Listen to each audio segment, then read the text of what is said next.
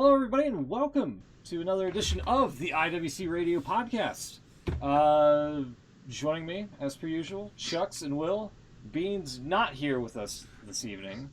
Apparently, he has a surprise party to attend. of all excuses. Yeah, and no one was more surprised than us. Yeah. So we're here. It's another week. I don't know how much I can contribute because this week was kind of a breeze in terms of wrestling. I've been doing some extracurricular activities here and there, but yeah. That sounds suspicious as hell. Yeah, sure. What have you been up to? I don't have to defend myself. I think you need to. have to incriminate yourself.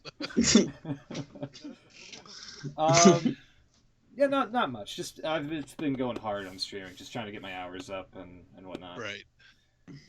So just stuff like that. Yeah. Yeah, I've been off work this week and I'm been up quite late. You stream a lot.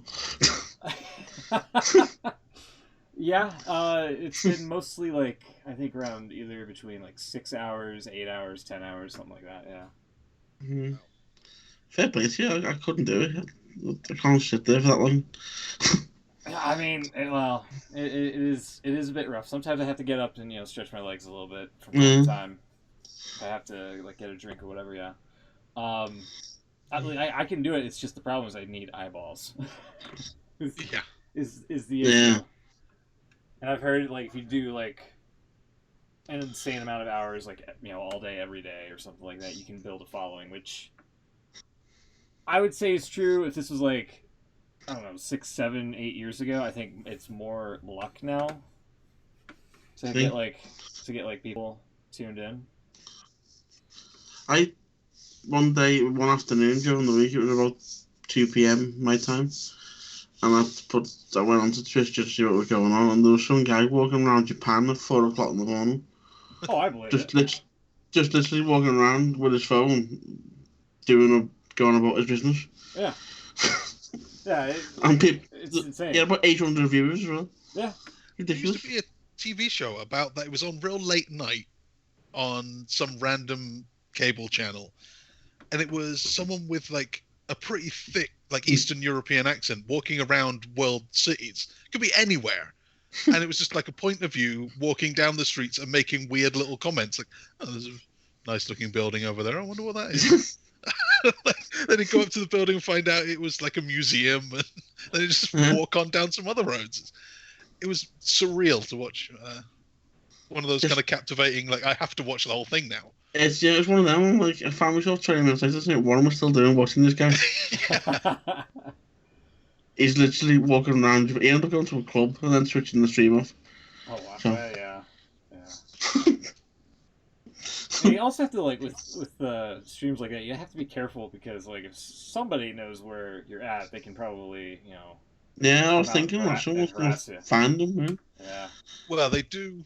That happens a lot, especially if you've got text-to-speech going through with like super chats or whatever, and it just comes out.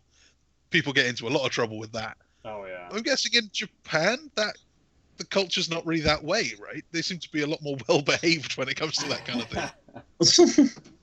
I think they're a little bit more civilized than than us over here. Yeah, for sure. Yeah. There's definitely some strange things on Twitch though. You think it's just games and all that, but oh no, Bob Ross is on there. Oh, Bob Ross. Bob Ross, yeah. He should have his own game. He should have his own game of some sort. Yeah, it's just everybody's trying to do their own thing and trying to get themselves to stand out, which fair play to them. I'm like, hey, here's the video game. I'm going to present it, enjoy it for what it is, Yeah, that's just me. Yeah. You'd know better than me. The people who get really successful with it, they can't necessarily be the best at the games, right? Because it always seems like my parents over Christmas, they were fascinated by the idea of video game streaming because Yeah. they're boomers. Yeah. And I had to try and explain it. They were like, "Well, couldn't you do it?" I'm nowhere near good enough or entertaining enough to actually get anywhere. Yeah, I I don't- don't know if I'm entertaining. Like I don't know. Like there's a philosophy I've always followed that's like, don't say stuff just to hear yourself talk, because that's the definition of an asshole. Yeah. In a way. Yeah. So I was kind of like led with that. I mean, it is like pretty much anybody can do it, but like to get like into the like competitive stuff, I think that's pretty much where like some of the true talent really shines. Because like I could play Fortnite for 40 hours a day or whatever the hell I can come up with. But like me personally, I know I'm not going to be on the same wavelength or level as like a pro player, if you ask me. And is that kind of what makes success? Is Ninja that good? I would say so. Yeah. Okay. I mean, he got a whole bunch of people in Times Square like last year, or 2018 rather, to not dance with him. So I mean, That's true. There's that. Yeah. That's gotta count for I don't something. know. I think it's. I mean, this can sound really offensive, not sure, sorry, but I don't think you have to be great at the game to be very a good true. streamer. No, not at all. Not at all. Like in No, fact, but like you a have lot to of provide people. something. Yeah. Like a lot I of think people. I think it's your personality as well. So you Yeah, gotta right. have a. A lot of Yeah, I don't know if personality. you. Yeah, I don't know if you've ever heard of him. I don't think you would have done Smooth, but Chuck, you might have heard of a comedian called Limmy. Yeah. Scottish guy. He does a lot of streaming, and he's Really? not great. I've watched him doing a lot. He's been playing City Skylines with this Right. city sim building thing. Yeah. And he's not great at that. He puts roundabouts everywhere. It's really funny. But he gets like 800-900 people every night. He's probably on now actually. He does about this time of night. But yeah, he's not great at the game. He's built up of. I guess because he's a bit well known outside of streaming Well, as yeah, well. he's But a comedian, so yeah, yeah. but he's built up a something to fall back following. on. Yeah. Yeah. That's kind of the thing. Like, I feel if you're not good at something to get noticed, you can use that as a like safety net to fall back on when you do have an established community, because they're not gonna they're not gonna completely roast you for sucking at something. Yeah. Simple like City Skylines. But then again, maybe there's people there that'll tune in just to hate watch you. You know. Oh, he gets a lot of that. Yeah, he You'd have does. to have the right personality for it. Right. Mhm. Yeah. You wouldn't just hate watch anyone, just some guy. You'd have to be, you'd have to be able to play a good heel.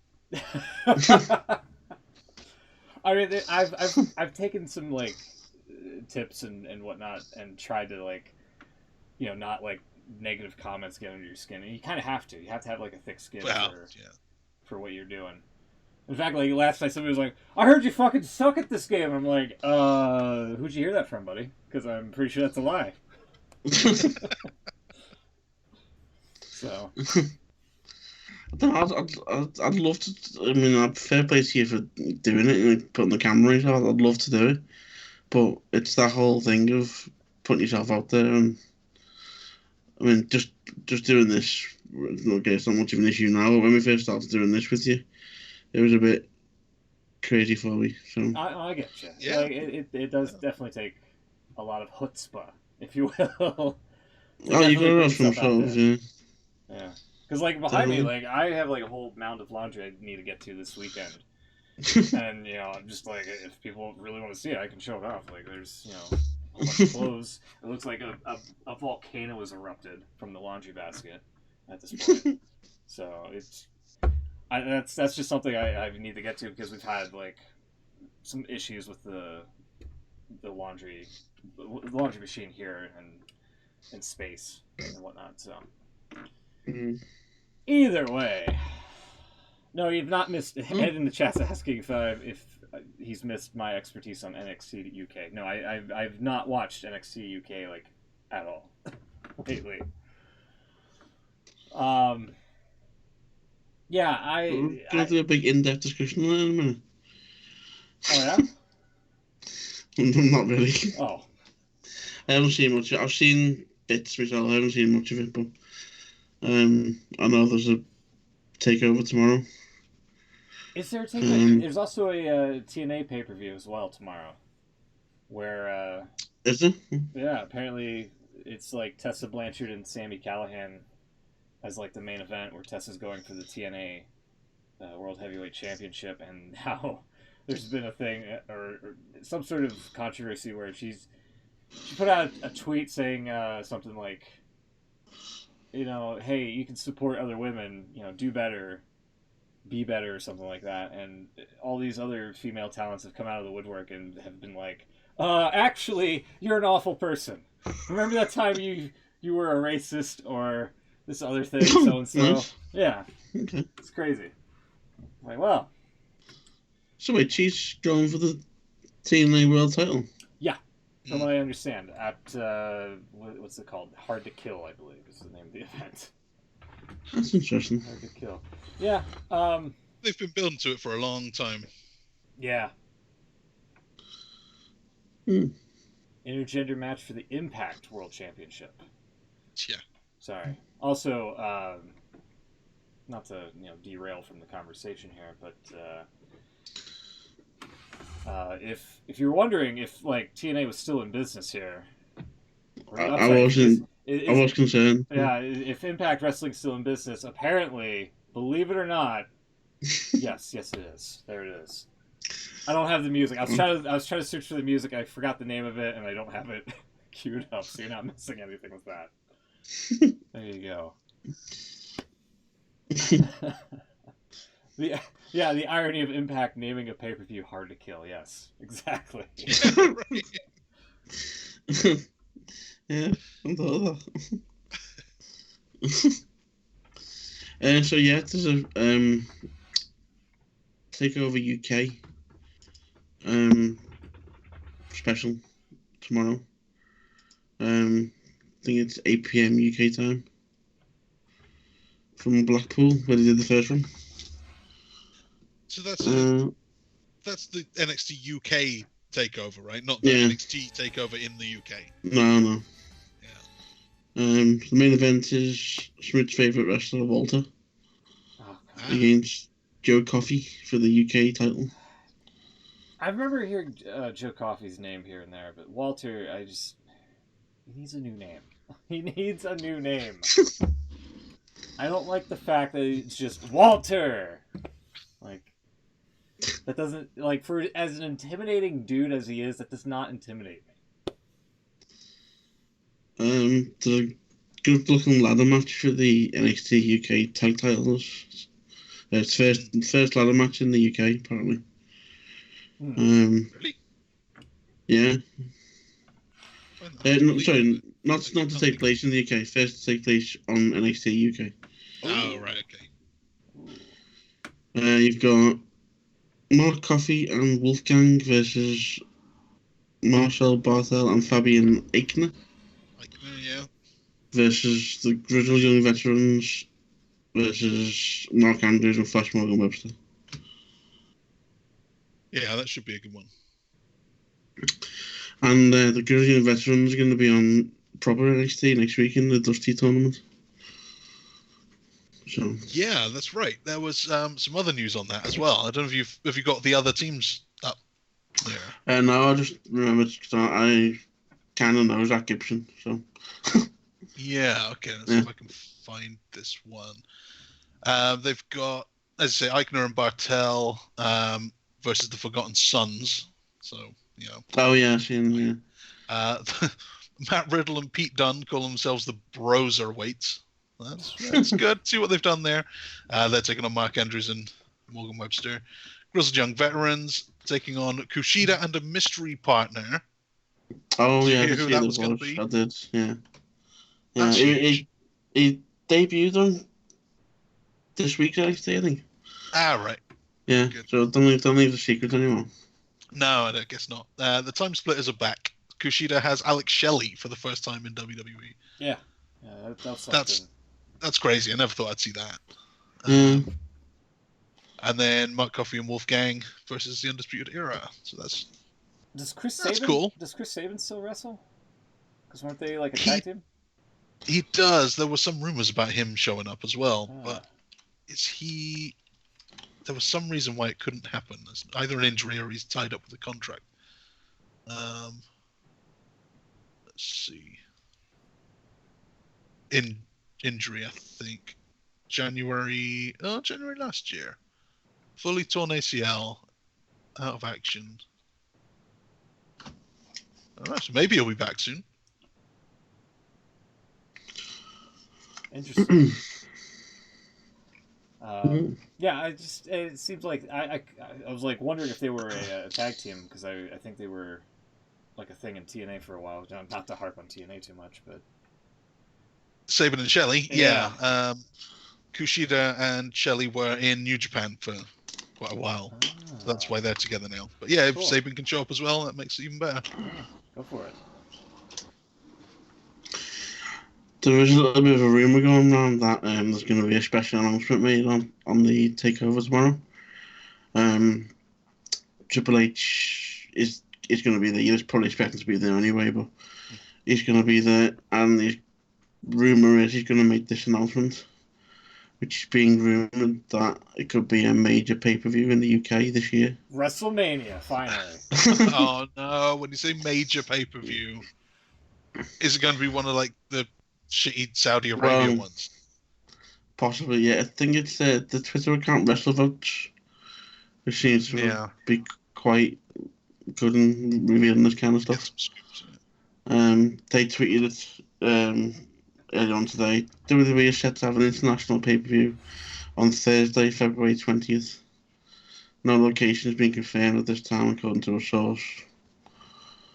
And then a lot of the news sites have expanded on Triple H is apparently making this announcement tomorrow. So it only says international. So we could be making the announcement. We're going back to Saudi Arabia. Super WrestleMania Showdown. As good or better than. Or he gives us a major pay-per-view only 2 weeks before WrestleMania, so you know it's not going to be anything. Yeah, I mean, it'd be weird if he's going to make the announcement in the UK and it's not going to be here, but yeah, still. Yeah, I'll wait and see. It's about time. Yeah, I'm hoping it's it in is. the UK. And not like another Saudi Arabia show. I mean, I think we're at the stage now where wherever we get is probably going to be something along those lines, but we'll make it better. Get Steve Austin. I don't know. Yeah. Speaking of, this is kind of, steering it back towards somewhat recent events here. Did you see the one tweet that CM Punk sent out to the Miz after his appearance on Backstage? Basically, I just, you know what? I'm just gonna throw this out there. I'm gonna say that CM Punk still doesn't like the Miz or Saudi Arabia. It does seem that way, doesn't it? Yeah.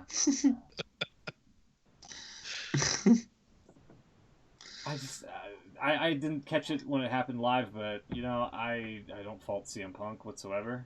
I guess if he thought that Miz was kind of like cramping on his toes or whatever, I don't know. I don't have a big problem like everybody else is making it out to be. No, I mean he did the sins, doesn't he? So he'll deny all knowledge now. But, yeah, if he doesn't like him, he doesn't like him. Yeah, he won't be the only one. Well, there's one other bit of news, bit of big news if it's true. Apparently Edge is being cleared. Yeah, I mean that's been rumored for a while. He might be coming back. Yeah, apparently it happened this week. He was medically cleared. How the hell does that happen? Like Daniel Bryan, I can understand. It's his brain and maybe can heal to some degree, and there was a difference of opinion between doctors and stuff. But Edge's problem was that his neck was too worn away. Right, he had stenosis in his spine, up in his neck somewhere. The bones were basically too thin, and too fragile, and he couldn't risk it. Mhm. And now that's okay. Yeah, it's a strange one. If Yeah. Brian can be retired and come back from retirement to return to action, why not Edge? That was always the thing, wasn't it? If Brian could do it, why not Edge? Yeah. Yeah. Because Edge is a bone. You can't really heal a bone the same way. I thought you said bum? He broke his bum. There was a big crack in it. Because Edge is a bum. He can't recover from anything. What are you talking about? No, it's like it was a spinal injury. And I don't know how you're supposed to repair your spine without putting some like metal plates in it. Yeah. And becoming like a Hulk Hogan. Well, yeah, basically. Yeah. Or a Kurt Angle. And as asking in the chat, wasn't Sheamus diagnosed with spinal stenosis? I don't think he was. I don't think he was given the diagnosis. I think they thought he had it. Yeah. I think it was And like then- like an assumption, if anything. Yeah. But he wasn't diagnosed with it.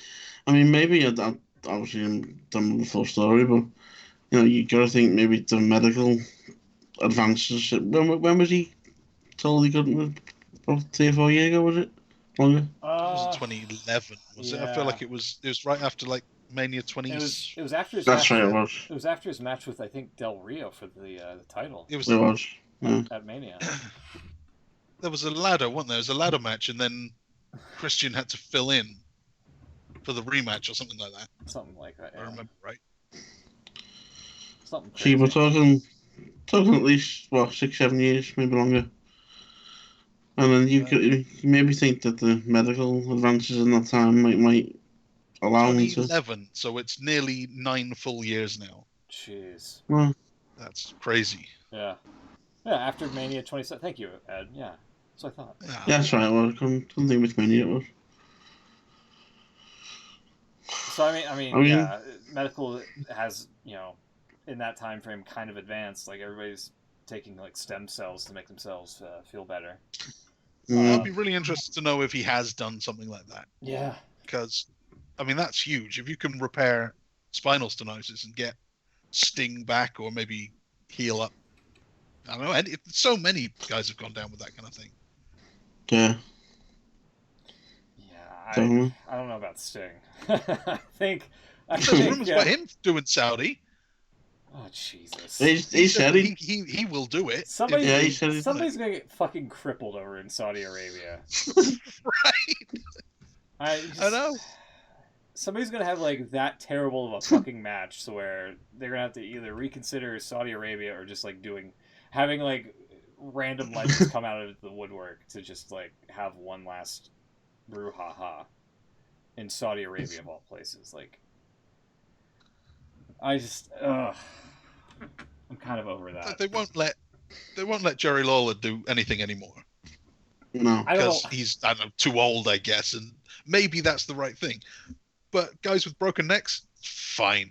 Don't worry about it. Yeah, I guess.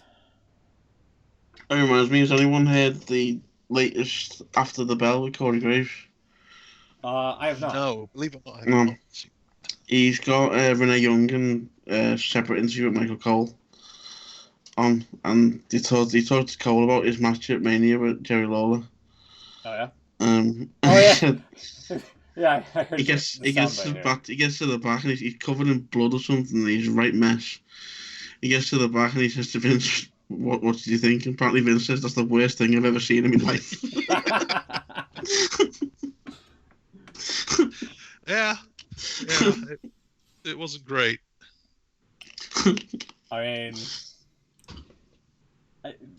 I don't remember it as like a technical classic or anything like that, but I do remember it as a match that happened. I think the singlet, the headgear, the match itself. Joe, this is the funny thing. He said during the day, him and King were sort of working out moves and stuff in the ring, and CM Punk was out at ringside just watching what was going on. And one of the moves, Cole was sort of crouched down with his sort of head he was in the middle of the ring with his head bent over kind of thing. CM Punk ran right in the ring and kneed him right in the face. Not just do that. Oh, yeah, I remember that. Yeah. What? He knocked like one of his front teeth out. Yeah. And Punk was like, "I'm really sorry. I didn't mean to actually get you."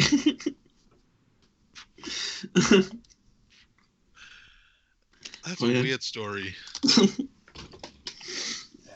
It's a good podcast if you get a chance to listen. Not just that one. He's done a couple of Triple H as well. Yeah, I've been meaning to like listen to some of those. Yeah, it's really good. Yes. So apparently Edge could be back in time for the Rumble. I mean, that would be a great surprise. Even though it really wouldn't be a surprise, but it would be a surprise. You know? It's going to be one of those surprises that the announcers can't treat as a surprise because too many people have heard about it. Yeah. And instead of going, "Oh my God, it's Edge! I can't believe he's back," they say, "Well, we have heard rumors swirling." It's Christian. It's Christian. Yeah. There was somebody that, oh man, who recently, I guess was it Big Show that came back to where they kind of gave him the Christian routine of like, it's not really that big of a surprise, but it wasn't a huge thing, no. Yeah. That's what they should do. They should have Christian go first, just troll everyone. 3 or 4 people later have Edge come out. That'd be cool too, though. We haven't seen Christian for ages. I was going to say, what's the deal with Christian now? Is he He's done. Yeah. I remember saying he was done, but I mean, could he wrestle if he wanted to? Is he injured in some way, or is he just had enough? Wasn't it concussions with him as well? So they're just being really cautious. Fair enough. Because they kept joking about it on the Edge and Christian show and various, whenever he was asked about it, he would kind of just change the subject. That's right. I didn't remember. So I think that's the concussion protocol. You don't talk about it.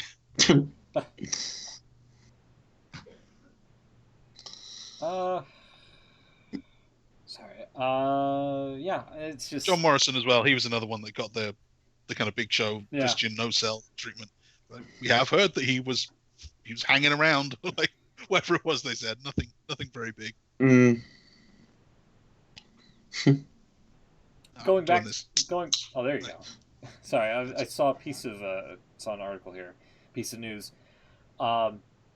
Apparently, the latest rumor on Edge in the Rumble is that he's considered a quote-unquote lock. That he could be a very early entrant in the match. Yeah.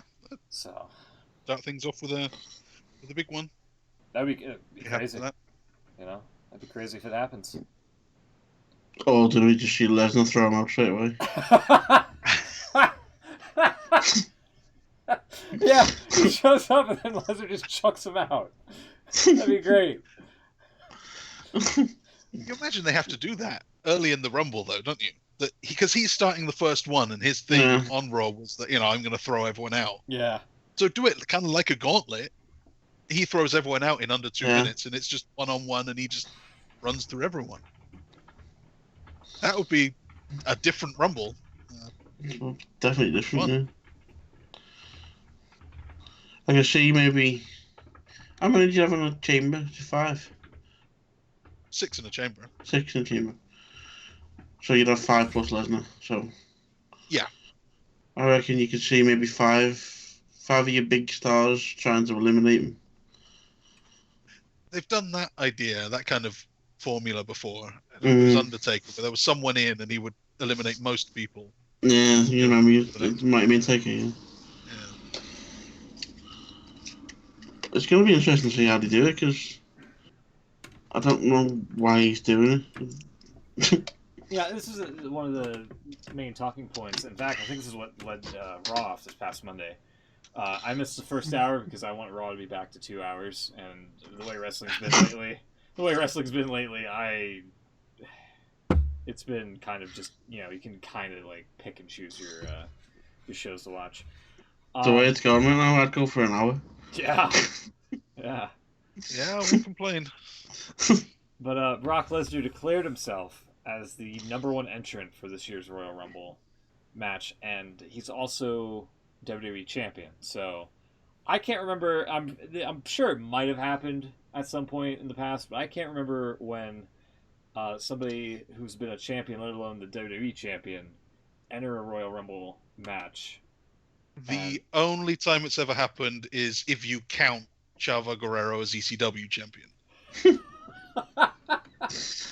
Which they did call it a world title at the time, but no one really believed it. Yeah, no. So that's as close as you can get.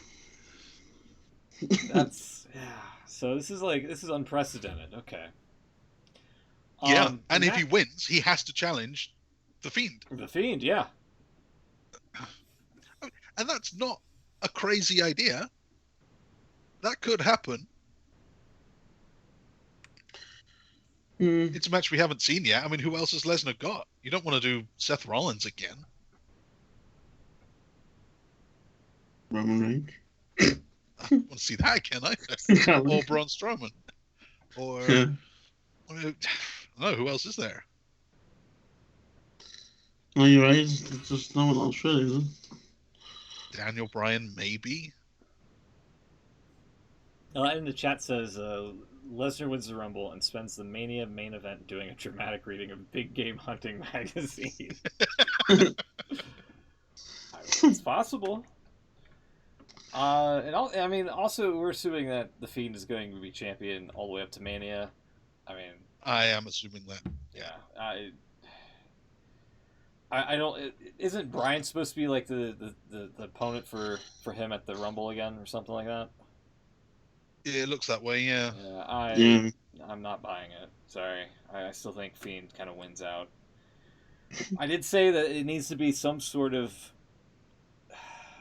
That wasn't extraterrestrial. That's not the word. Some sort of unnatural force to take out the Fiend, and Lesnar might be that force. Who knows? But yeah, it's. I don't know. Mania is shaping up to be something. I don't know if it's going to be. WrestleManias haven't felt like WrestleManias in 2-3 years. Yeah. It's true. I know what you mean. It's very odd. I think. I don't know. I don't really know exactly what it is, but it could be related to not having that one big star anymore. Yeah. Even John Cena, who I didn't really buy as a big star, he was big enough. He was still WWE's guy, and now even WWE's guy, Roman Reigns, isn't really the guy. No. No. Seth Rollins isn't really the guy, and if they're not, then no one is. And apparently, we all get Cena back for Mania. Oh, That's yeah? the rumor. You think? He wants to do something quite big, apparently. Oh, yeah? And he's from Tampa, so. Oh, that's right. Yeah, I think you mentioned last week He lives there, so yeah. Yeah. So he wants to be involved. He's from the mean sweet streets of West Newbury, obviously. So yeah. From Tampa. So he wants to be involved in a big way. But I can't really see where he fits in right now. Unless he goes... Can you see him going against Lesnar? Well, I can't see where anyone fits in at this point. There's no obvious match anywhere. Well, if all reports are right, they don't even know right now. I totally believe it. So, yeah.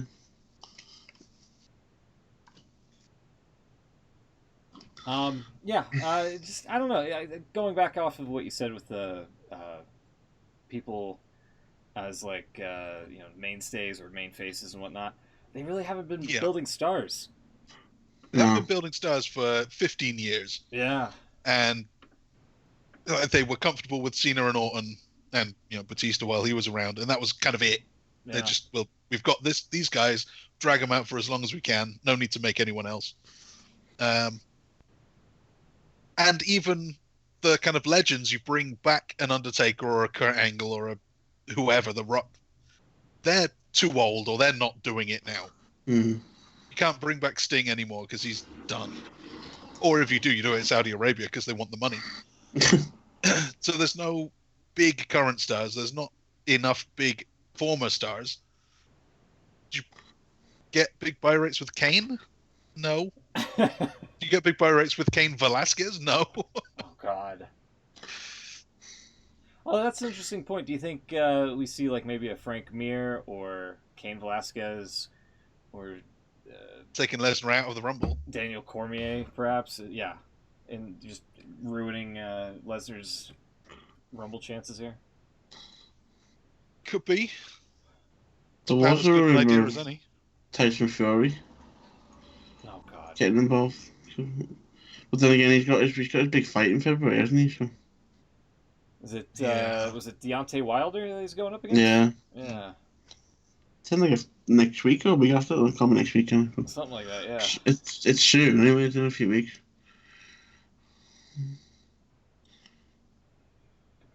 I will look that up for you. Ed just mentioned it in the chat actually. Yeah. He has it coming up 22nd of February. So Towards the end. Okay. it is towards the end. Is that Would he get involved 4 in? weeks after the Rumble, something like that? I don't know whether he risks getting involved in the Rumble. Probably That close. not. And all it takes him to slip and fall over or something, and there's your ankle gone or whatever. Yeah. That close to a fight. Big money fight as well. That's also saying, I wonder if WWE would cut a check to Goldberg to see a Goldberg Matt Riddle match. Internet would be clamoring for it. I mean, yeah, I mean, that would be great, but that's giving the fans what they want, so they're not going to do it. And it's giving such a small percentage of the fan base, you have to imagine.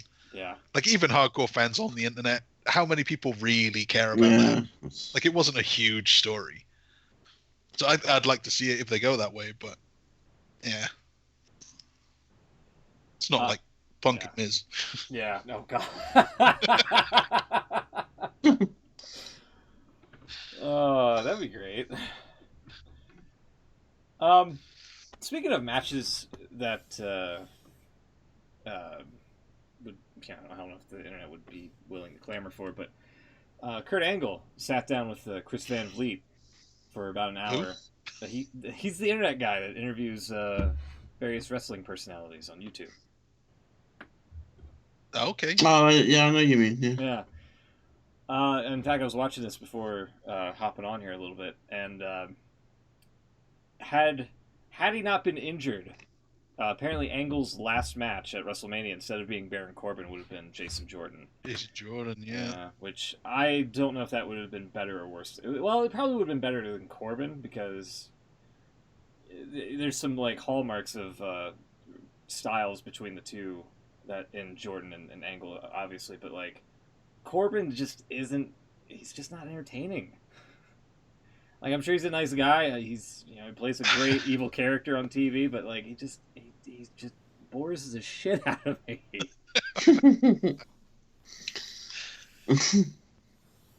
And Corbin, there was that story that came out recently. Corbin said that early on, I think it was it Austin or was it Undertaker? I think it was Undertaker. That he saw backstage and was given the advice to protect his finisher. So no one ever kicks out of the end of days. Whenever they plan the matches, if there's going to be a near fall, kick out, whatever, he doesn't use his move. Huh. So I kind of appreciate that. You're right. He's not that interesting, but he is kind of old school in that he's protecting his business. Not many people do that anymore. They throw away a lot. Yeah. But his finish, I don't know if you even noticed that, like, it's one of those moves that no one kicks out, but it is. Something. Credit for that. I wonder why no Chad Gable versus Kurt. I don't know. Why wasn't it Chad Gable? Seriously. Too short. Yeah, maybe. Shorty Kurt G. Angle was too short 20 years ago. I guess. Mm-hmm. But he broke a freaking neck. He did. And he held his own in the Olympics and all this other all these other accolades and whatnot. So I mean, that's an understatement. He broke his neck and held his own in the Olympics. He won the damn thing. Yeah. Well, I mean, that's holding his own. Thank you for proving my point. Chad Gable held his own. It's true. Kurt Angle dominated. That's right. Well, he didn't actually. It was a pretty close one at the end there. I don't know. But it honestly should have been either Chad Gable or John Cena. Like that's just one of those things that you got it wrong. WWE, sorry. But you got it wrong. Yeah. Yeah, I agree. So, should we get into Raw a little bit? We've kind of dabbled a little bit into it here. I don't remember a damn thing that happened on Raw. I don't remember hating it, but I couldn't tell you anything that happened. Same here, kind of. I couldn't tell you what happened in the first hour because I didn't watch it, but that's fair. Have you got the notes there? Yeah, I got the notes. After the Lesnar stuff with the announcement of the Rumble.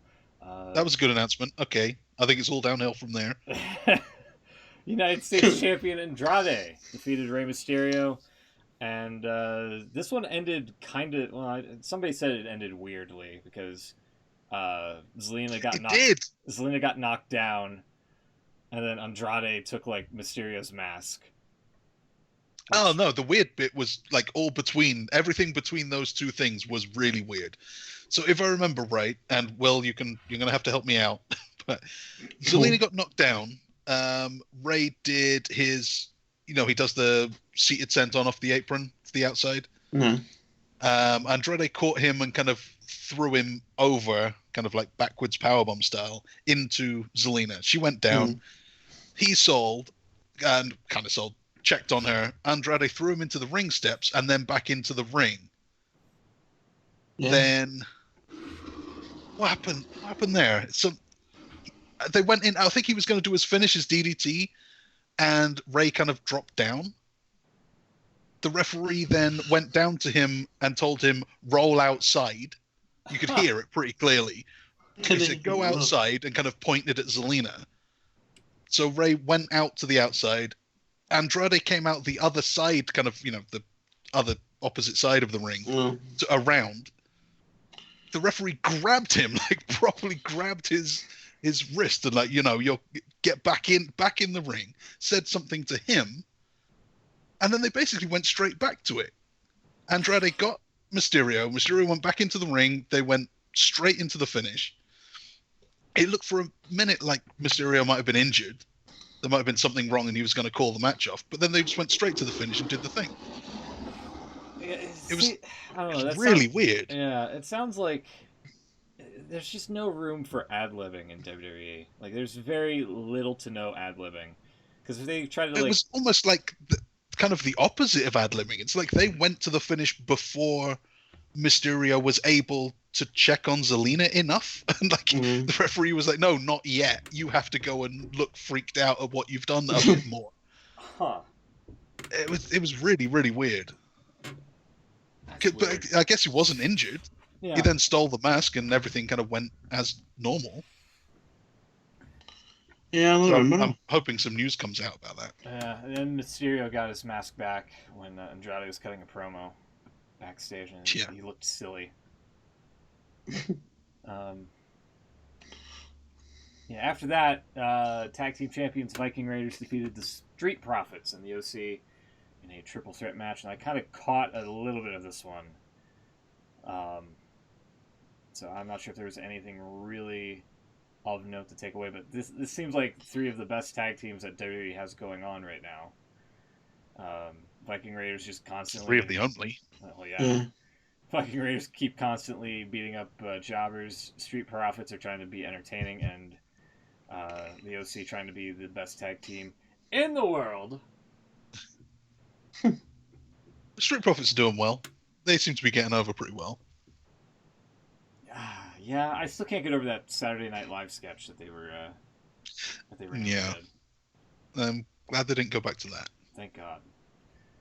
After that, Asuka confronted Raw Women's Champion Becky Lynch. Oh, before you go too far, yeah, we didn't mention last week. What's the Street Profits name? Angelo Dawkins. Yeah. His explanation of what the multiverse is. Oh boy. Do you remember that segment? Mm-hmm. No? I remember it being long-winded. It was the most awkward thing. Yeah. After a promo when they linger on the guy's face for like 10 seconds, way too long, and he just has to stare off. It was like that, but the whole segment was he's dying. He knows he's dying. We know he's dying. He's forgotten his lines, and it's just lingering on him. and Montez Ford isn't cutting him off. He's like not giving him a lifeline at all. Yeah. So he said like we're the, I don't know, whatever it was, the best team in the universe. No, bigger than that, we're the best team in the multiverse. And what's the multiverse? And he had to try and explain with one of those really wordy kind of deals. And he didn't know what he was saying. Yeah. And it's you kind of have to see it just because it's so cringy. That's an early contender for worst of 2020. I think last week's show of Raw was pretty much a contender for that. The first Raw of 2020. Yeah. It's definitely the worst so far, yeah. Let's see, Asuka confronted Becky Lynch, and then after that, Eric Rowan. She was great too. I don't know what she said, but she said it really well. Yeah. Asuka seems like a great... I don't know if she's positioning herself to probably, beat Becky Lynch here at the Rumble, but it would be a pretty good story if maybe she gets the champion. Becky kind of has to, a meltdown of some sort, or a midlife crisis of, can she win the big one? Or something like that. Yeah. And then it sets up Asuka and maybe Shayna Baszler at WrestleMania, two of NXT's finest. You don't pay off the Becky thing? Not at Mania, no. Wow, that's bold. I like the idea, doing something long term. Yeah, bold prediction of 2020 right there. There you go. All right. So yeah, that happened, and then I would love if they actually did that. Yeah, me that's too. A really long term character building thing that Becky kind of has to rebuild herself. Yeah, and they she could be everyone else. They called back the fact that she hasn't beaten Asuka before. So I mean, it's not out of the question. But this is WWE logic, where you say she's not beaten her before. There's these 3 times where Asuka's won. Yeah. So that means this is the one that she gets the win. You'd think. You don't say that stuff until it's time to pay it off. Yeah. No, I much prefer yours. She loses, and then that's just it. Do it next year. Yeah. Eric Rowan was walking to the ring, and then Mojo Rawley wanted to see what's inside the pet carrier, and then apparently whatever was in there caused him to overreact. And then Rowan had a jobber match with KJ Orzo, where apparently he made short work of him, but Rowan made Orzo see what was inside the cage, and upon reeling back, Orzo's face was covered in what looked to be like ketchup or hot sauce or something, some sort of red liquid. So there you go. After that, AJ Styles defeated... What's it gonna be? It's gonna be something that's obviously horrific. And I guess sprays red viscous liquid. Is it Gangrel's head? It's not gonna, whatever the payoff is not going to live up to the hype. No. I'll tell you that right now. If anything, it's probably just a MacGuffin. So, AJ Styles defeated Akira Tozawa for some reason. Because everyone does. Yeah. Pretty much. Tozawa was one of the most talented jobbers they've had in years and years and years. Yeah, and Styles just pretty much was doing Randy Orton moves and hit an RKO, and who cares? Bobby Lashley challenged Rusev, where Rusev was on the Titantron. Rusev from Rusev Day, cutting a green screen promo. Looked like he was from the same beach as Carlito back in the day. Could have been. Did you see in between this, after the AJ match and this match, or this segment, sorry, there was a bit of a kerfuffle in the ring?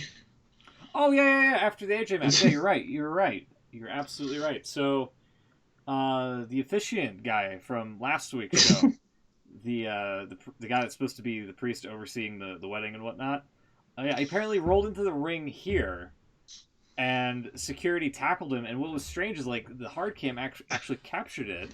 They weren't sure what happened. One of the floor cameras was, capturing the action as well. And then they cut away to the crowd, and then they cut to commercial.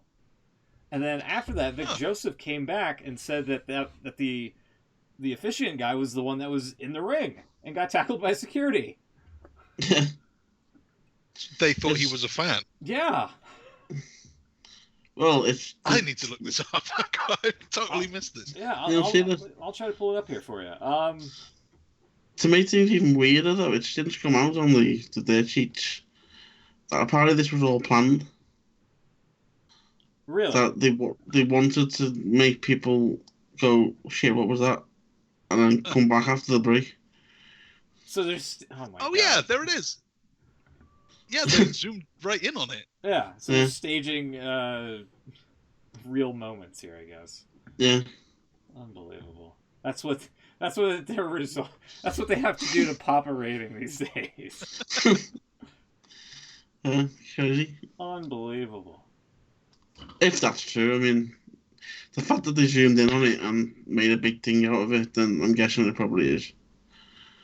I wouldn't be surprised, yeah. Yeah, it seemed like, I don't know, it seemed like he hit the ring too quickly, or he just missed a cue or something. Well, you see him do it over AJ's shoulder, so it may be that like he was going straight in and they wanted a shot of AJ that he was ruining. And they were like, no, get out of here, this isn't your spot. Well, Easton said on Facebook, or one of them, that the security wouldn't let him into the ringside area. Huh. So he was kind of, because he knew that he was up next, so he was kind of forced to run. See, that I believe.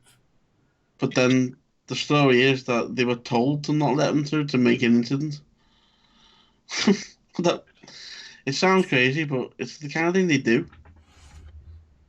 Apparently it is, yeah. Weird. Absolutely weird.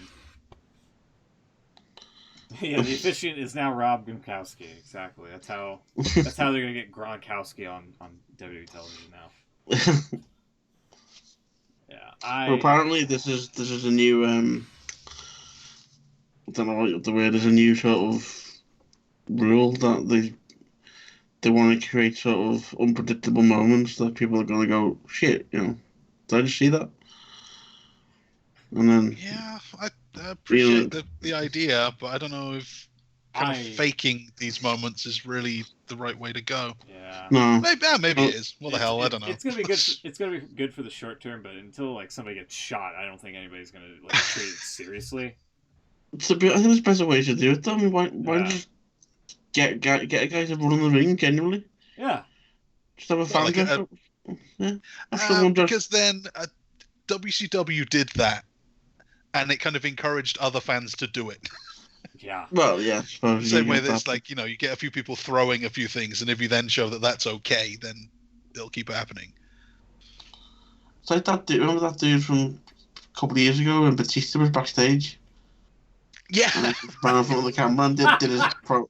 I remember was that real? Like, I still don't know if that was set up or not. I think that was set up. It had to be. It kind of has to be, doesn't it? Yeah. There's no way you get that close backstage. And Batista just stood there looking at him. Yeah. It looked like Brock Lesnar guy was the fan stooge there doing the Batista pose backstage before security chased him off. In a way. Did it? It looked like it, and from what I remember. Maybe I'm misremembering things. So yeah, Lashley challenged Rusev, so I think they have a match at Royal Rumble as well, or... No, it's next week on Raw, excuse me. I think. Possibly. What's this? Lashley and Rusev. Yeah, that's next week. Yeah, okay. It's not set for the Rumble yet. Charlotte Flair brawled with Sarah Logan, didn't even have a match. Sarah Logan got the upper hand and then tarnished the robe of Charlotte Flair. And then Charlotte got pissed and kicked the snot out of her. So, it wasn't even a match there. Drew McIntyre defeated No Way Jose and declared for the men's Royal Rumble match. This was interesting because McIntyre kind of came across as a face here. I was just going to say that. Is he turning slowly? I mean, I'm all for it. I don't care. Anything that gets in the title hunt, I'll cheer for. That's all I care about. There's a cool little moment on the there's a new series on the network called Break It Down, where they just told superstars about different moments that have happened in the past and get them to describe what happened. And they told him to hear about his original debut in WWE. And he said he was backstage, literally seconds from going out to the ring on SmackDown. And he was about to debut as Drew Galloway.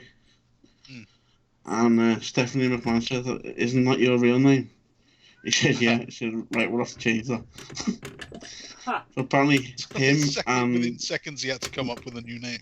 He basically said, "I'm due out in like 3 minutes." So he said, "Right, okay." So they got him and Michael Hayes got a laptop, went on Wikipedia looking for Scottish names. Why the hell does he need to go on Wikipedia to think of Scottish names? So apparently Michael Hayes is looking through and he said, "Right, McDonald, Drew McDonald, that's No, McDonald. And well, Drew Galloway turned around and said, "No, I know a McDonald, I'm not having that name. I know someone called Drew McDonald." That's not the reason you don't want to become McDonald. So apparently he then goes, it's a good way of thinking actually. It's gotta be 3 syllables because they can chant it when I'm a face. McIntyre.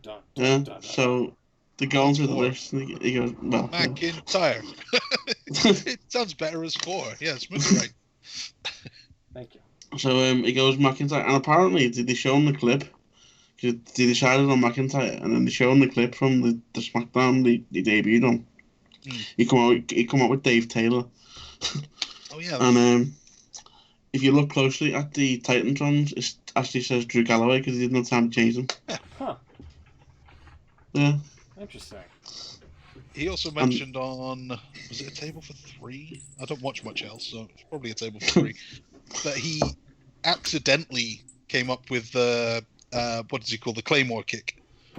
He was given a big boot and slipped and fell over as he was doing it back in the 3MB days, and that kind of became his finish. Really? Huh. Yeah, well, that's what he says. I don't know if that. Yeah, that's exactly the chain of events, but he definitely brought it up. Like I kind of accidentally did one back then. What was with Drew McIntyre? Oh, the name thing. I'm thinking of Hulk Hogan, Steve Austin, John Cena. They're all a 1-syllable first name and a 2-syllable second name. That seems to be what Vince likes. Lex Luger. No? The Big Show. That's another one. So if Drew, he wants a 2-syllable surname. I think Drew something. Yeah, here we go. Yeah. Especially if you got, is it Justin Roberts who used to do the John Cena? Moxley! Yeah, he does the Moxley. There's a clip on YouTube of him doing that, and he does it for about 10 seconds, I think. Ridiculous. No wonder he got fired. Yeah. To be fair, I kind of liked him, he was alright. I was fine with him, yeah. Better than Schimmel. Oh, you can't beat Schimmel. If they bring Edge back, they gotta bring Schimmel back. Yeah. Yeah. You do. I think he would probably have that written into his contract. Only Schimmel. I think Schimmel's still there, part of the crew. He just doesn't do the announcing anymore. Yeah, he's a lifer. Isn't McIntyre supposed to be pronounced McIntyre? You live closer to Scotland than me. You should know. Hang on, I'll nip up and have a word. Yeah, have a word.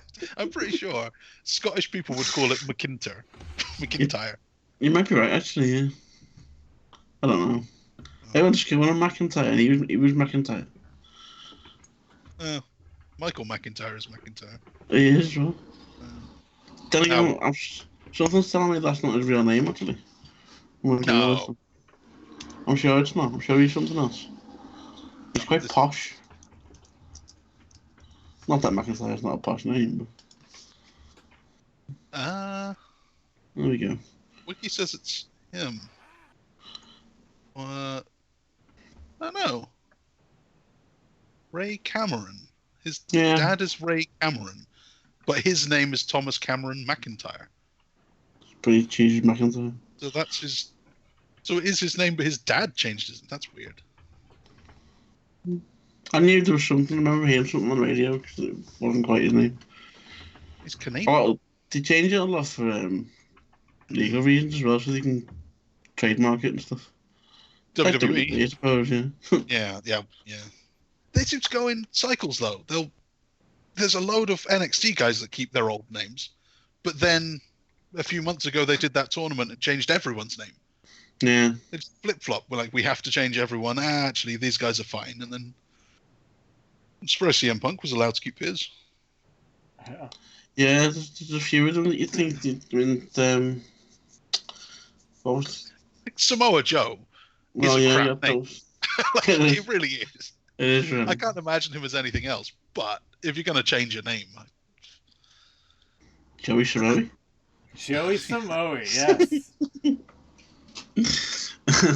Hell yeah.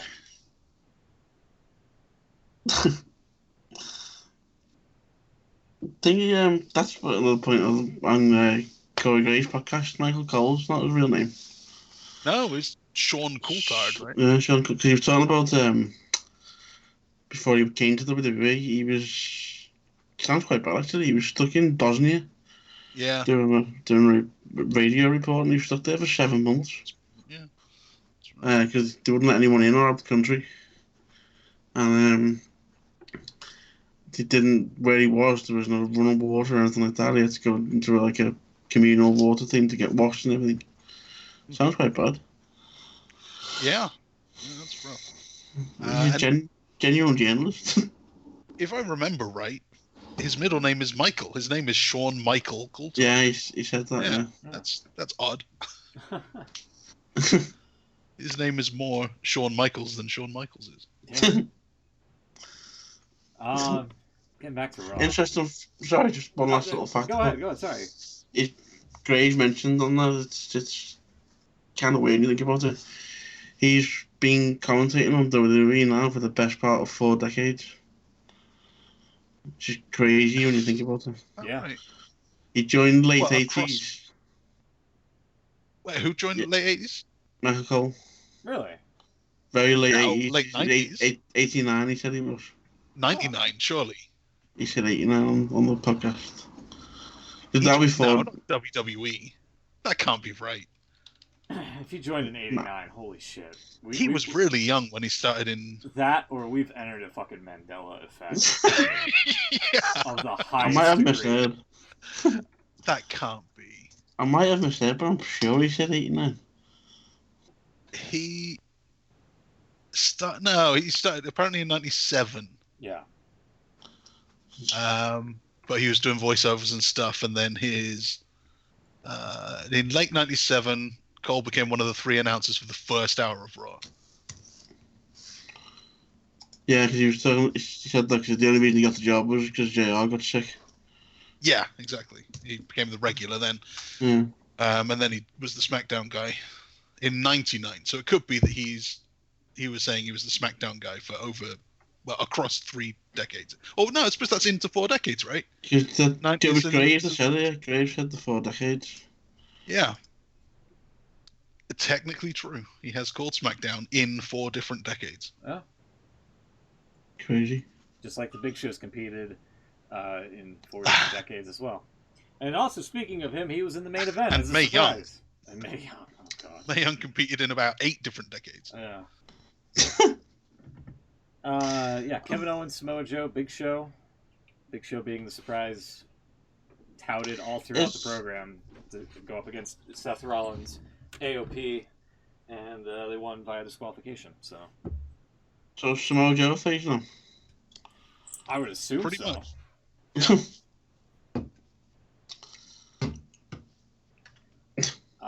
Yeah. And also, like, heading into next week, it seems like the same card a little bit. The only difference is Bobby Lashley is going to have a match with Rusev. Of Rusev Day. Oh no. Now you're forgetting something. Next week we've got the first ever fist fight. Yeah, that's what I mean. They pretty much What used the hell? They used the same graphic for the They did actually. And even had the question mark of a Big Show. Yeah. Only difference was it's going to be a fist fight this upcoming Monday. So. Yeah, it added the team, but obviously we knew it was Big Show, but before that we didn't. It was the silhouette. Yeah. But even after we found out it was him, it was still great out. So is it still Big Show? I kind of assumed that they were getting a new mystery partner because of that. You meant right, actually. I thought it was Big Show. I believe they did say it was going to be with Big Show, yeah. God. Just because of the fist thing. Yeah. He likes fisting. And they're like, what the hell is a fist fight? Well, that's both a stupid question and a very valid one.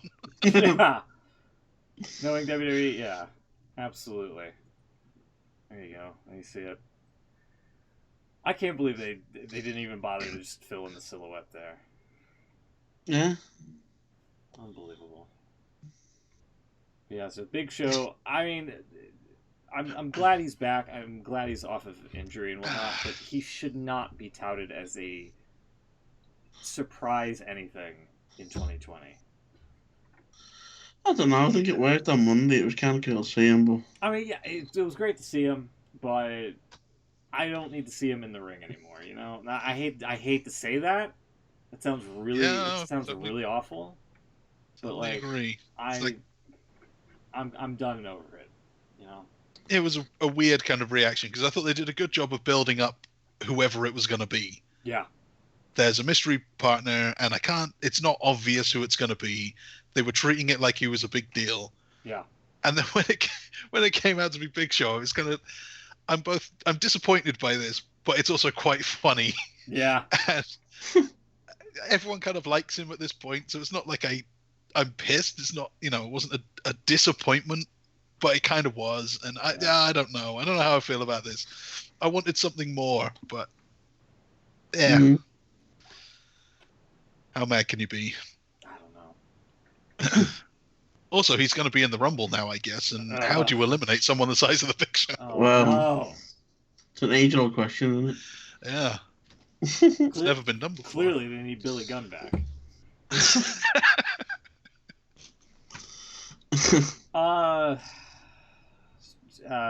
Real quick, SmackDown, John Morrison came back on Miz TV. Was interrupted by New Day. I think that led to a match between The Miz and Kofi Kingston, where The Miz got the upper hand. It did. So this one, I've just run through SmackDown mostly while we were talking. And the noteworthy part about this was that Morrison, Miz started off on his own, quite apologetic about what he did with Kofi last week. Then Morrison came out, bigged up The Miz, said he was the hardest working guy in the last 15 years. No one believed that he could make it, but he became a champion, all that stuff. Then he started going off at the fans, calling them names. So he's heel now. New Day come out and tell Miz that he's not cool Miz anymore, he's annoying Miz. So I guess he's a heel now. Miz and Morrison are back together as bad guys. And they're building something with the New Day. Oh, yeah. Fun. Great. Hopefully, they become a tag team again, I guess. I don't know. It looks like that's where they're going. And hopefully this leads to battles of athletic saves in the Rumble between Morrison and Kofi. Oh, yeah. That's a good point. Yeah. After that, Mandy Rose defeated Alexa Bliss, which had, I think, Otis coming out with a distraction for somebody. He had a cake. He had a cake, and he licked it. Lewdly. Okay, well. Didn't need to know that. Yeah, you did. Fair enough. Lacey Evans and Bayley got into a massive brawl after Lacey was trying to find Sasha Banks, where Lacey was just wandering around backstage, and I think Bayley suckered her in. She was stood right there in the backstage segment. Lacey walks up to the door, and then Bayley just hits her out of... She must have seen... it's one of those really annoying things. You knew Bayley was right there, and then she still gets the jump on you somehow. Why would you go to someone's locker room and not expect them to be there? Oh, that's a I don't know. That's a very valid point. And then you had Braun Strowman, I believe, after that, taking out Shinsuke Nakamura. Yep. I kind of saw something on Instagram where Braun Strowman was like yelling at a fan who told him that he couldn't wrestle. I'm trying to pull that up here, which I thought was kind of funny. Oh god, it's got like 500. I'm not gonna be able to fucking pull that up. Instagram. Okay, public service announcement. Desktop Instagram is fucking garbage. You can only scroll so far without an account. Yeah, that there's no. You can't upload anything. You can't upload photos. You have to do it mobile, and I don't want to do mobile. If you're trying to view replies to like a thread or something, it pulls the oldest and then goes to newest. So there's 500 replies, so it's gonna bring up all the fucking random replies from people I don't give a shit about, instead of the one from Braun Strowman, and I don't have the time for that. But it was really funny to see somebody on Instagram give him shit for it, and him replying back, saying, like, oh, I guess I can wrestle. How about you sign a waiver and let's see if I can beat you in a match. God, that was pretty much the gist of it there. Main event: Roman Reigns and Robert Roode's return. Yeah. Where he's suspended. Apparently, everybody thought Roode was suspended. I guess it's been like 30 days suspension's up. And the end of the show was just basically burying Roman Reigns under a bunch of garbage at ringside with the announce table, chairs, announcer chairs, and all that horse shit there. So there's that. Overall, kind of glad I didn't watch SmackDown. Kind of skipped through it from the sounds of it. So yeah, you didn't miss a lot. Speaking of not missing a lot, AEW was kind of awful as well. You think? Yeah, I do. It was. I think it was solid enough. Yeah, maybe you're right that you don't. There's not a lot on it that you have to see, but it was kind of terrible. I'm kind of happy with it. It was watchable. It was supposed to be like a Memphis wrestling tribute show. Yeah, I didn't get much of that at all. Yeah. Dave Brown was there. That's about it. Yeah, which got apparently relegated to the AEW Dark program. Oh, really? Yeah. So any of the the festivities that was supposed to happen got relegated to the internet program, which I was unaware of. But it was great to see Dave Brown. Yeah, he only called one match with Tony, JR, and Excalibur. The only real contributing noteworthy thing from Dave Brown was apparently he had an overpriced cocktail in his career at one point. So, man, it's there you go. Old school wrestling. I mean, they were partying all the time, weren't they? Yeah. I once had an overpriced cocktail. Woo. Slow down, boys. Well, because they brought up the whole Hangman Adam Page thing last week, and him turning into a drunk. He had like a confrontation with the Private Party, and he was making himself a drink at the bar. That's right. And the Private Party was like, that would be $12, and he never paid the $12 drink and whatnot. And so JR was like, Dave, have you ever had a $12 cocktail? And Dave was like, probably. Not even sure. The one interesting thing you had to tell me about Dave Brown, and it's not even sure. They probably had an overpriced cocktail. All cocktails are overpriced, Dave. Yeah. Every single one. Yeah. That was just the main takeaway. And then, after that, he left. We never saw him again, so...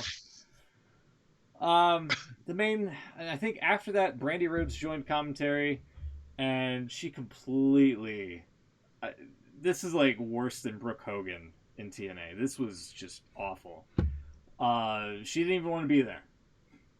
Wife of Cody Rhodes. Sounded kind of like that. wife of Cody Rhodes, who has, I imagine, some sort of stroke in the company, invited for a segment on TV. Her character didn't even want to be there. So if she didn't, are you punching your mic? What's going on? No, I'm hitting my desk here. Like I'm getting worked up over this already. Yeah, I can hear it. Yeah, she verbally stated that she didn't even want to be there, but apparently the announcers invited her to stay, so that's great, cool. Hikaru Shida and Britt Baker were at ringside watching like it was an Adam Cole match. Riho and Chris Statlander. This was for the women's championship match, or women's championship title, excuse me. And this was filled with all sorts of clusterfuckery. Apparently, Brandy's group came out. Brandy came off of commentary to distract Statlander. Some guy came out from underneath the ring in like a weird straitjacket, looking like Billy Corgan, pretty much with like face paint. Jim Cornette. I was listening to Cornette's podcast. He called him a pervert, which is a bit extreme. I don't know about that. Jeez. But yeah, this guy just looks like Billy Corgan. Apparently, he's some like Japanese deathmatch legend. Named I couldn't find anything about him. Yeah, I can't even remember his name now, but I Dr. searched Luther. for it and it came. Luther, that's right. It just came up with Luther Reigns. Yeah. Oh God. Apparently, this is somebody that Excalibur knew, just like the Butcher and the Blade, out of nowhere. And JR was just like, That's right. I have no idea what's happening here. All sorts of distractions. Basically, Statlander was setting her up for the finish, and Awesome Kong tripped the leg. Riho gets the win and retains the AEW Women's title. Nobody liked this, myself included. I immediately wanted to turn the show off at that point. And then after that, where I kind of gave up and watched something else. It was the Jeopardy greatest tournament of all time or whatever. Yeah, pretty much it was the same thing. Daniels has a match with somebody. Sammy Guevara, that's who it was. I couldn't think of his name for a sec. They have a match. Daniels gets distracted by Pentagon on the entryway because Pentagon's like, "Show me it, show me your move," or whatever. Well, he didn't even say that. He's just like, "I want to see it." Yeah, show me. I want to see it. You want to see what? I know. He's exactly. It just sounded. It sounded like he wanted to see his penis. Like that's the impression. It obviously wasn't that. But when you're saying it that way, makes it sound like I want to see it. Show me. Show me it. And then you have to specify now. The Dark Order shows up, and they try to recruit him. They try to recruit Daniels. Daniels wants to be a part of it, and then the Dark Order get beat up, like they should. And then Stu Grayson thinks he can take on 4 dudes at once, and he gets beaten up for it as well, and it's just stupid. I'm tired of the Dark Order. Cornette, going back to his podcast, he calls them the Dork Order, which is kind of hilarious, because it's a bunch of dorks in masks. That's so lame, and yet I kind of love it. Yeah. And that was pretty much all I saw. And I went back and rewatched what I missed. MJF with a promo against DDP. DDP pretty much promoted his DDP yoga. Yes, he did. A whole bunch. And he calls it DDPY now. Because apparently he's not a fan of it being called yoga, from what I understand. Well, yeah, that's been a thing for a long time, because it was DDP yoga, and then he changed it to yoga for real men, didn't he? Oh, God. That's even worse. It was yoga for real men for a while, and I think it went back to DDP yoga, if I remember right. And then... now it's just DDPY, because there was something about he still thinks that men won't do yoga. Yeah. The men think of it as like a girly thing to do, which I guess is probably true. Yeah.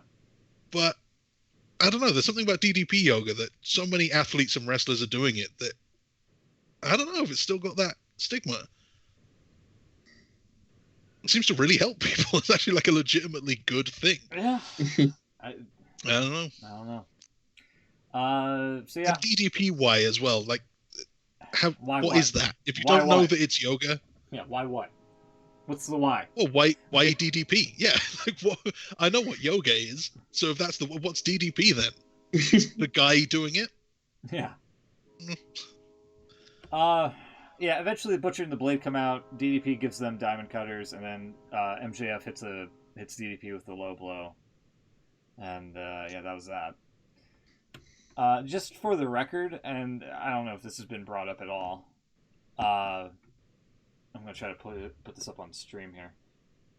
It's kind of hard to see. Well, actually, no. Let me just leave it as is here, so you can actually read it. I know. By the way, we didn't mention this last week, but they've since it's a new year, Chucks, they soft reset all of the rankings, so everybody starts at 0 and 0. But they keep the overall ranks from overtime as like as a main See, story. I heard a great idea about that, which obviously they're not doing. But if they're going to reset every year, yeah, then it makes sense to have like the big WrestleMania show at the end of the year. Yeah, you'd think. You do it Starrcade style in December. Yeah. And then reset after that for a new season. You build up that way. Yeah. But yeah, they're not doing it that way. It's not. So here's the rankings so far. Jericho 8-1-1, Moxley 6-1-1. We get down here, Cody's 7-3-1, Kenny Omega 10-5, Pac in fourth here with 5-4-1 overall, and then MJF 3-1. It seems like, and I didn't really notice it until I saw this, rewatching it back and whatnot. MJF doesn't really wrestle that much. I don't know why.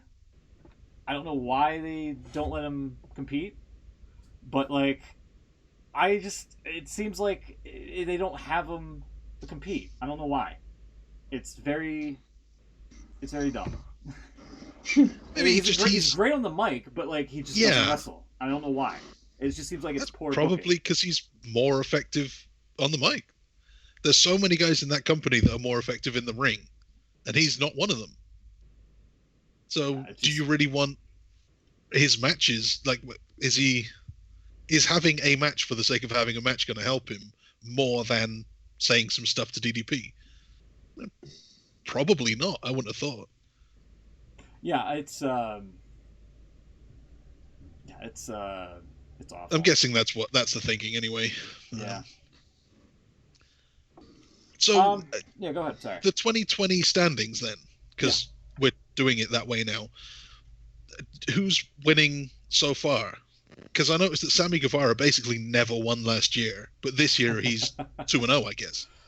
Something like that, yeah. He beat Daniels and he beat was it Goldust last week?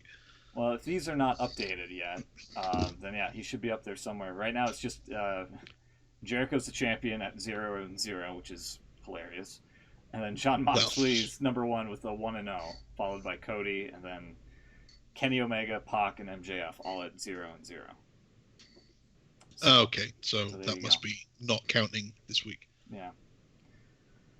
And then the main event, well, if you want to call it the main event, Moxley responding to Chris Jericho if he was going to join Inner Circle, which he did.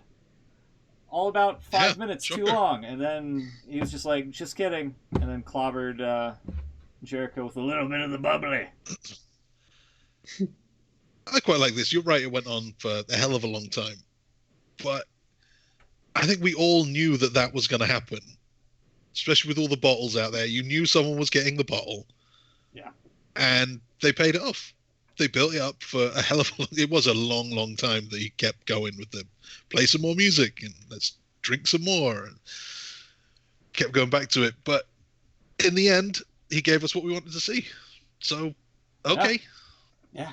I mean, I think we all saw it coming was the problem. Was the whole point of it. But hey, at least... I don't know if that's a problem. With that, I think we wanted to see it because it was the right thing to do. And they did it. And Jericho looks stupid again, which is great because he plays it so well. Moxie still looks kind of cool. You know, he fooled them just for the sake of fooling them. He hit the guy with a ball and stole his car. And it all... It didn't drag out. It wasn't like Bobby Lashley's sisters, where it dragged out and no one cared. No one wanted to see it. This was the right thing to go long on. Yeah. I think it should have been short and sweet a little bit. But hey, Maybe. At least Moxley has a $750,000 Ford GT now. I think it went just about long enough for some people in the audience to question whether or not it was actually happening. Yeah. Kind of like the guess Randy that's Orton true. thing last week. It's like, well, I don't know. He's kind of milking this one. He might actually be injured. Yeah, I guess that's true. I don't know. So yeah, that was AEW, which apparently was the better show. Well, I shouldn't say the better show, but like more people watched it than NXT this week. I don't know if that's going to be the case this upcoming week. Seeing how if they keep doing dumb shit with the women's division and the Dark Order, I don't know how many more people are going to be sticking around, but we'll see. So that was pretty much wrestling for the week. Anything else you guys want to add before we get out of here? Because we've been this one's running a little bit long. Yeah. Well, Wrestle Kingdom happened, and Yeah. I don't know if you guys saw it or not. No, I heard about it, didn't see it. There was a lot to see, so I won't go through it all. But there was some good stuff on there. You know, just say that. Moxley won both his matches, and so did Jericho. He won something. Jericho beat Tanahashi. Yeah. Which is kind of a shame, because if Tanahashi had won, he would have got a shot at the AEW title. Yeah. Which is something everyone wants to see. These companies do a little crossover. Seems closer now than it was before, but... Is there not a big rumour that's going to happen? They're talking to each other? Well, it seems that they are, yeah. Mm. This time last year, New Japan didn't want anything to do with it. They wouldn't talk about it. They wouldn't mention AEW. They actually told people, do not mention that new company. And this year, they did this whole stipulation with the belt. They actually wanted him to be the champion going in. It's good. It's a good sign. Let's hope. Interesting. All right. Well, I think we discussed a whole bunch of stuff here. We'll be back next week, I think. Hopefully, unless something comes up, or if whatever excuse Beans has to not be here. For real, I hope he has a great surprise party. I hope he had a great time with it. But yeah, we'll shoot. Yeah, 2 happy weeks away birthday, from. Beans. What's that? Happy birthday, Beans. Sorry about that. Oh yeah, happy birthday, Beans. I'm sorry. Was it really his? Oh, I guess that might have been the surprise. Surprise party. It kind of has to be. Yeah. Oh. I didn't know. Either that or he's done something else worth celebrating. So, congratulations. Huh? I bet you it's the website. Go Beans. You know what? It's not the birthday. It's the website launching. Surprise! That's what it'll be. So we're still 2 weeks away from the Rumble, aren't we? So we're not doing anything special next week. Right. We will just be here. No. We'll kill an hour or an hour and a half. Yeah. So Cool. Mhm. I'll try to actually watch SmackDown and whatnot, if not live, but the day after. Try to get some sort of semblance of what I watched. But yeah, I'm not really. It doesn't seem like I'm missing much this week though, to say the least. So. No. Will you be watching TakeOver tomorrow? Probably not, because there's playoff football. Fair enough. Yeah, I know. But it's wrapping up, and then we get into XFL, which everybody wants to know if it's going to last one season again. Everything becomes like a collector's item again for niche individuals. Anyway, we'll get into more of that next week. Thank you again for popping in. We'll see you next time. Have a great one, and take care, everybody. See you next week. Good night.